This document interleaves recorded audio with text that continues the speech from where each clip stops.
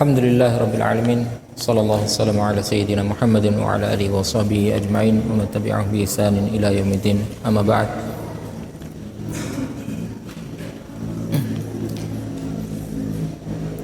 Dalam kesempatan kali ini insyaallah kita akan membahas tentang satu hal. Ada yang tahu apa yang akan kita bahas? Yang tahu dapat hadiah. Hadiah uang, mau uang 100.000. Ada yang tahu? Tapi nggak bawa uangnya. Ada yang tahu apa yang akan kita bahas?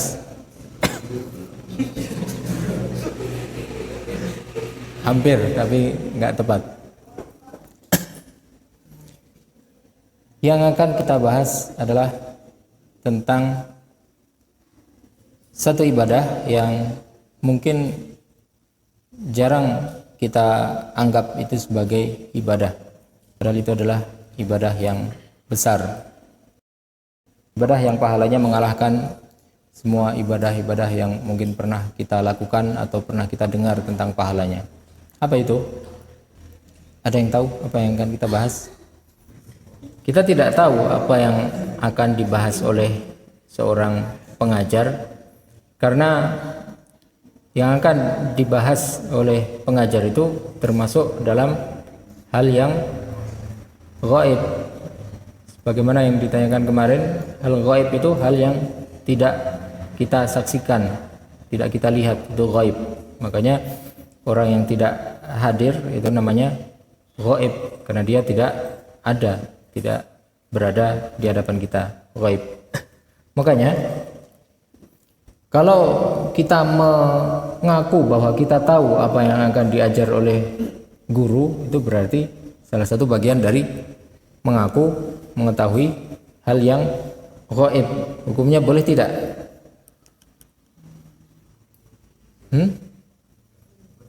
Mengaku mengetahui hal yang gaib itu perbuatan dosa, bahkan perbuatan kufur. Karena Allah SWT yang menyebutkan dalam Al-Quran bahwa hanya Dia yang tahu yang gaib. Manusia itu tidak mengetahui yang gaib kecuali yang diberitahu oleh Allah SWT. Tapi perlu kita ketahui bahwasanya kalau seperti pertanyaan yang saya ajukan tadi, itu maksudnya bukanlah ilmu atau mengetahui hal yang gaib yang seperti yang diharamkan. Kalian tahu mengetahui atau pengetahuan itu ada beberapa tingkatan. Siapa yang tahu tingkatan pengetahuan? Kali ini nggak ada hadiahnya. Pengetahuan itu mempunyai beberapa tingkatan, bukan satu tingkatan saja. Orang tahu itu bukan cuma sekedar tahu, ada yang tahu banget, ada yang agak tahu, bukan itu. Apa pengetahuan itu? Yang lain? Ada yang tahu? Pengetahuan itu paling tidak ada 5 tingkatan. Tingkatan yang paling atas namanya tahu. Dalam bahasa Arabnya ilmu. Ilmu itu adalah mengetahui. Al-ilmu idraku syai' ala ma huwa alaih. Ilmu itu mengetahui. Maksudnya ilmu itu mengetahui. Mengetahui itu apa? Mengetahui itu tahu tentang sesuatu sebagaimana kondisi sebenarnya. Tahu kalau lampu ini nyala, ini tahu. Lampu tahunya dari mana? Dari melihat, kelihatan. Berarti tahu. Itu namanya ilmu. Tahu kalau ada kajian di masjid ini. Ini ilmu namanya. Lawan dari ilmu yang paling bawah, tingkatan yang paling bawah namanya, lawan dari ilmu apa? Lawannya jahil. Jahil itu apa? Adamu idraki syai'. Jahil itu tidak tahu. Tidak tahu itu seperti apa? Lampu di kamar mandi itu nyala enggak? Enggak tahu, karena kita belum dari sana. Maka jahil itu adalah kita tidak punya pengetahuan sama sekali tentang hal yang sedang kita bahas. itu jahal. Jadi dalam Al-Quran banyak disebutkan tentang kata ilmu, lawannya adalah jahal. Ilmu itu adalah mengetahui, jahal itu tidak tahu. Tapi di antara kedua tingkatan ini, tingkatan ilmu dan tingkatan jahal, itu masih ada 3 tingkatan lagi yang lain. Apa itu? Yang tengah-tengah itu namanya apa? Namanya syak. Syak itu apa? Syak kayak syuku, syak bahasa Arab. Ya, syak itu ragu-ragu. Ragu-ragu itu apa? Gak yakin. Ragu itu tidak punya kecondongan antara iya atau tidak, dua-duanya sama. Itu namanya syak, ragu. Misalnya ragu itu ketika kamu ditanya lampu kamar kamu itu menyala atau tidak. Kalau kamu tahu ketika kamu orang yang terakhir keluar dari kamar, lampunya mati karena saya yang terakhir keluar dan saya yang mematikan lampu, itu tahu. Kalau tidak tahu, misalnya saya belum ke kamar sejak pagi jadi nggak tahu lampu kamar nyala atau tidak. Ragu itu misalnya kamu tadi dari kamar, lampunya masih nyala, tapi setelah kamu keluar masih ada orang-orang lain di dalam kamar yang keluar setelah kamu ragu. Ragu itu syak, itu artinya adalah punya 2 kecondongan yang sama. Jadi apakah lampu itu mati atau tidak, itu ragu. Ini kaitannya dalam masalah fikih, misalnya ketika kita sholat. Syak itu adalah kita nggak tahu, nggak yakin, nggak tahu, dan kita punya 2 kemungkinan yang dua-duanya itu sama dalam hati kita. Idza syakka ahadukum fi sholatihi, Rasulullah SAW menyebutkan ketika kalian syak dalam sholat, ketika kalian ragu dalam sholat, falam yadri ashalla thalathan am arba'an, kalian ragu apakah kalian sholat zuhurnya itu 3 rakaat atau 4 rakaat, berarti ini adalah ragu. Ketika kalian sholat sudah berdiri tapi ragu, saya ini sekarang sedang rakaat yang keempat atau baru ketiga. Kalau tidak punya kecondongan, tidak punya indikasi apapun, ini namanya syak. Makanya apa yang harus dilakukan? Falyabni ala mastaiqan. Kalau syak kondisinya seperti ini, maka yang ragu itu dianggap tidak ada. Keraguan itu dianggap tidak dianggap sama sekali. Jadi bagaimana hukumnya? Salatnya dianggap yang rokaat yang ragu-ragu itu dianggap nggak ada, maka kita menganggap bahwasanya kita baru sholat 3 rokaat, berarti harus menambah 1 rokaat lagi. Ini kalau posisinya ragu. Jadi ragu itu adalah tingkatan yang tengah di antara ilmu dan jahal. Itu ada syak. 2 tingkatan lagi apa? Di atas syak dan di bawah syak. Apa itu? Ya. Yang di atas syak itu ada dhon. Dhon itu apa? Dhon itu punya 2 ihtimal, punya 2 kemungkinan, tapi yang satu itu lebih kuat, lebih rojih. Itu dhon. Dhon itu bahasa Indonesianya ya prasangka, menyangka. Jadi misalnya tadi ketika kita sholat sudah 3 rakaat atau sudah 4 rakaat atau baru 3 rakaat. Kita kalau nggak tahu sama sekali, nggak ragu sama sekali, nggak tahu 3 atau 4, itu berarti syak. Kita harus menambah 1 rakaat. Tapi dhon itu berarti kita punya kecondongan ke salah satu. Misalnya bagaimana? Kita sholat telat, masbuk bersama dengan 2 orang bersama kita, misalnya ada orang lain yang sholat masbuk juga. Kita sholat sama-sama masbuk, rakaat yang tertinggal juga sama. Kita nggak ingat kita sholatnya sudah di rakaat terakhir atau baru rakaat yang ketiga, misalnya sholat zuhur. Tapi kita lihat teman kita yang datang bersama dengan kita itu sholatnya dia udah tasyahud akhir, berarti dia sudah rakaat yang terakhir. Jadi kemungkinan kita sholatnya juga rakaat yang terakhir. Ini dhon. Kalau dhon tidak dihukumi seperti syak. Dhon itu adalah sebagian besar fikih itu didasarkan atas dhon, prasangka. Jadi tidak harus kita melakukan satu amalan, satu ibadah, satu hukum itu harus sampai pada derajat ilmu. Kita cukup sampai pada derajat dzon saja, itu sudah harus kita lakukan. Jadi makanya dalam ilmu fikih itu disebut sebagai ilmu dzanni karena berdasarkan dzon. Misalnya hampir semua masalah dalam fikih itu ada perbedaan pendapat di kalangan ulama. Jadi misalnya ketika kita berwudu itu kita harus mengusap semua kepala atau hanya sebagian saja. Itu masalah khilafiyah. Ada ulama yang mengatakan wudu itu harus diusap semuanya karena Nabi ketika berwudu nggak pernah mengusap hanya sebagian saja, kecuali kalau beliau pakai tutup kepala, misalnya pakai sorban, dan itu pun beliau masih mengusap sorbannya.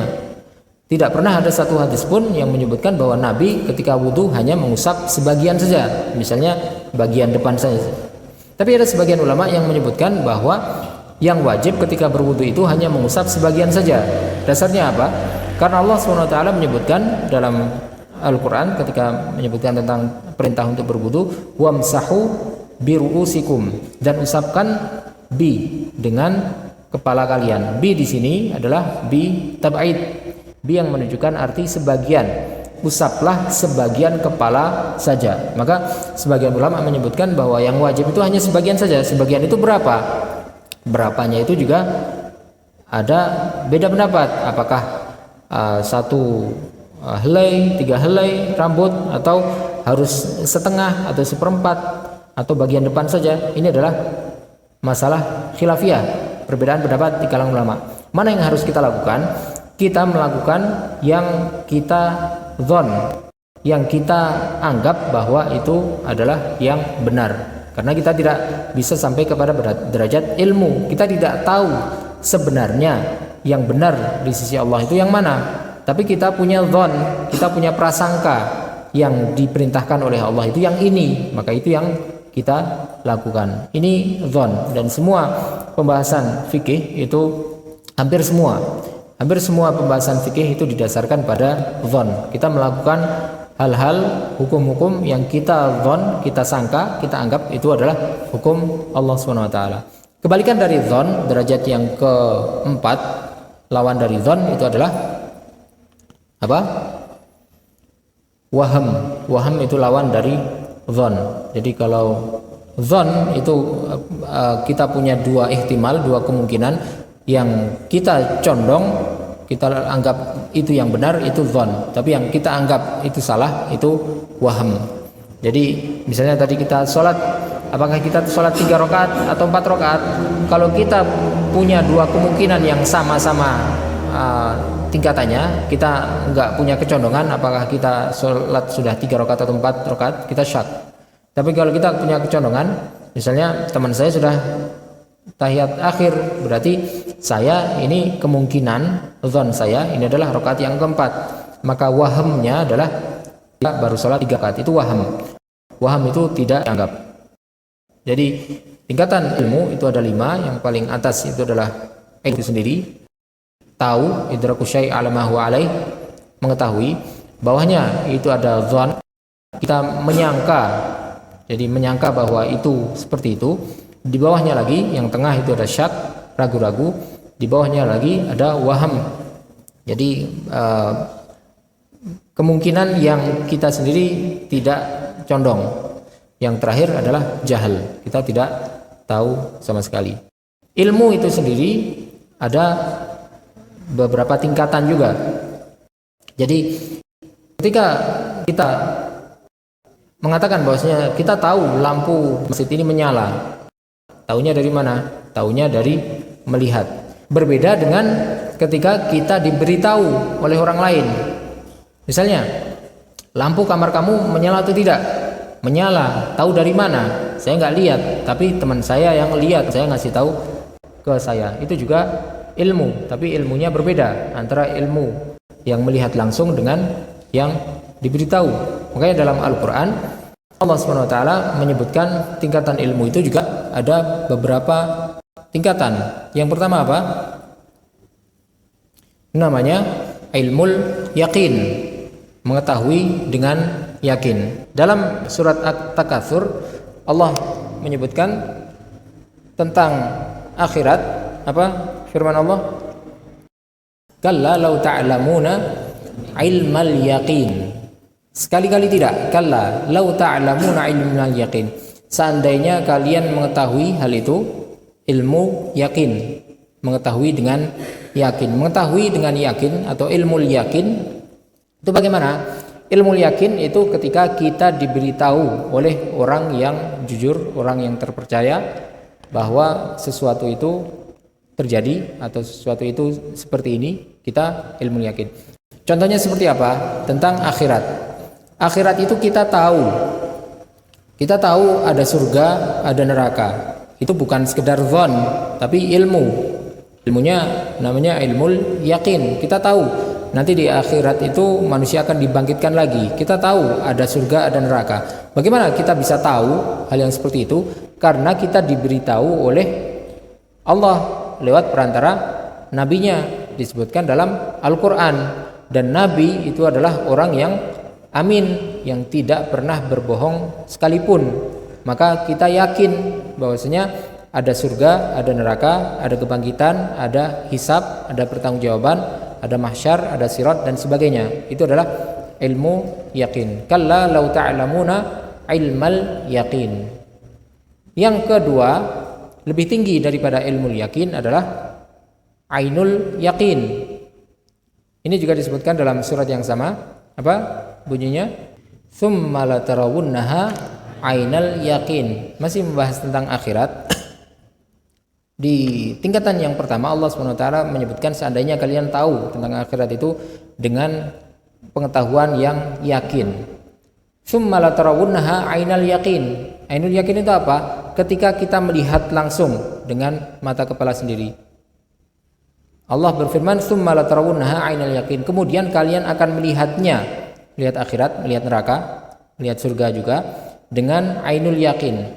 Ketika melihat, maka keyakinan seorang manusia itu akan berbeda dengan keyakinan ketika dia hanya diberitahu saja.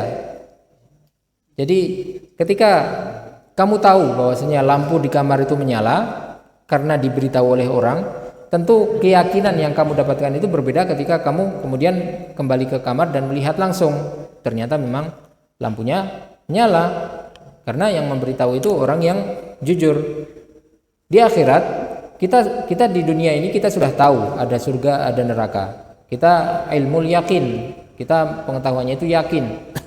Tapi di akhirat ketika kita nanti mati kemudian dibangkitkan lagi, baru kita akan mengetahui dengan tingkatan yang lebih tinggi, ainul yakin. Kita akan tahu bahwasanya ternyata memang iya seperti yang kita ketahui sebelumnya ketika kita melihat. Tsumma latarawunnaha ainal yakin. Kemudian kalian akan melihatnya dengan ainul yakin. Tingkatan yang paling atas dari pengetahuan, dari ilmu, dari keyakinan itu adalah hakul yakin. Hakul yakin ini juga disebutkan oleh Allah SWT dalam Al-Quran ketika menyebutkan tentang neraka. Ada yang tahu ayatnya? Bagaimana bunyinya?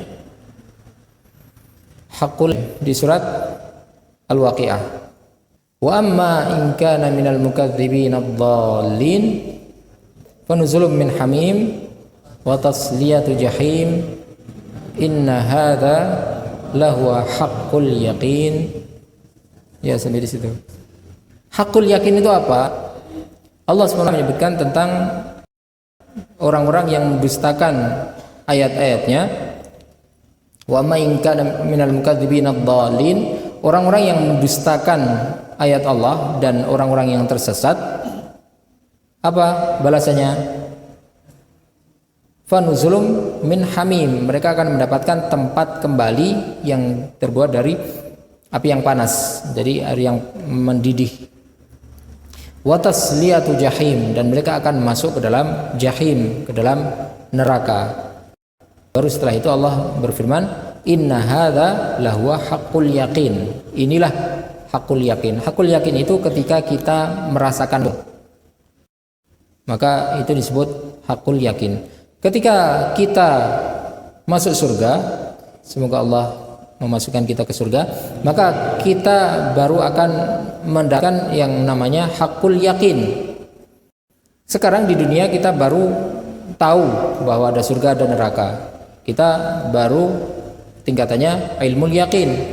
Ketika kita dibangkitkan, kemudian kita melihat surga dan neraka langsung dengan mata kepala kita sendiri, maka kita naik menjadi ainul yakin.